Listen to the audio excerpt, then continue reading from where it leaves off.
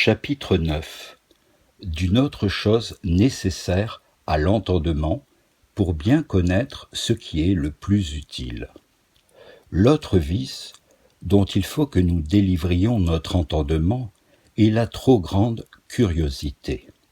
Car, lorsque nous nous remplissons l'esprit de pensées vaines, ridicules, criminelles, nous le rendons incapable de s'attacher à ce qui est le plus propre pour mortifier nos appétits déréglés et pour nous conduire à la véritable perfection.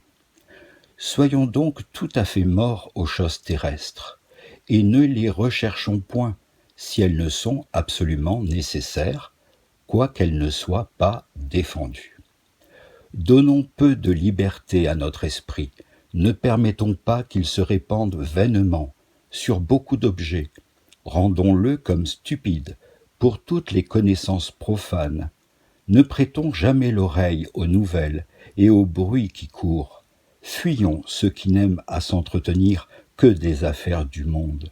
Ne soyons pas plus touchés des diverses révolutions qui arrivent ici-bas que si c'étaient des imaginations et des songes. Usons même de retenue à l'égard des choses du ciel. Ne portons point nos pensées trop haut.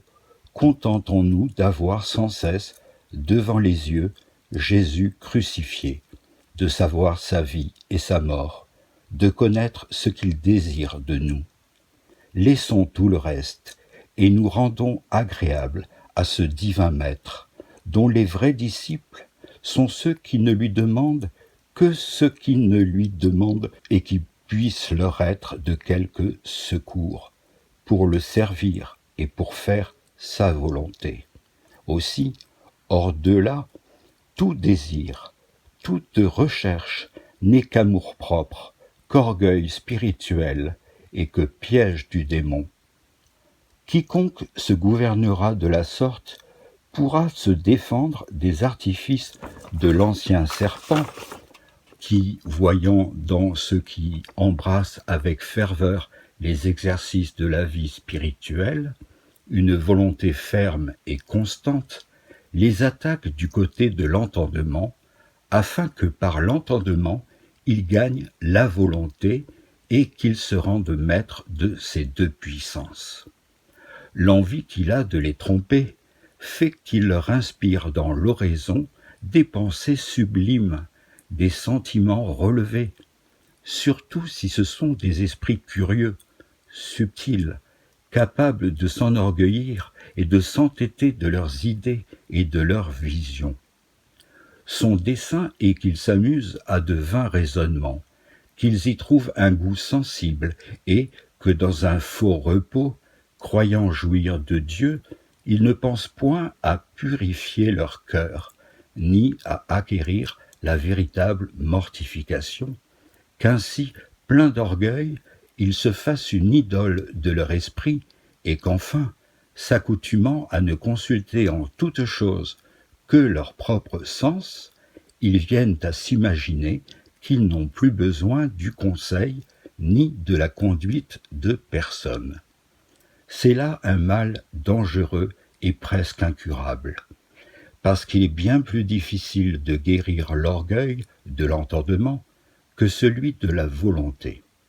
Car l'orgueil de la volonté, étant découvert et reconnu par l'entendement, on y peut remédier par une soumission volontaire aux ordres de ceux à qui l'on doit obéir. Mais si un homme se met dans l'esprit et qu'il soutienne avec opiniâtreté que son sentiment vaut mieux que celui de ses supérieurs, qui sera capable de le détromper ? Comment reconnaîtra-t-il son erreur ? Comment se soumettra-t-il à la direction d'un autre, lui qui s'estime plus sage et plus éclairé que tous les autres ? Si l'entendement, qui est l'œil de l'âme, et qui seul peut voir et guérir l'enflure du cœur, si l'entendement est malade, s'il est aveugle et rempli lui-même d'orgueil, qui peut trouver quelque remède à son mal ?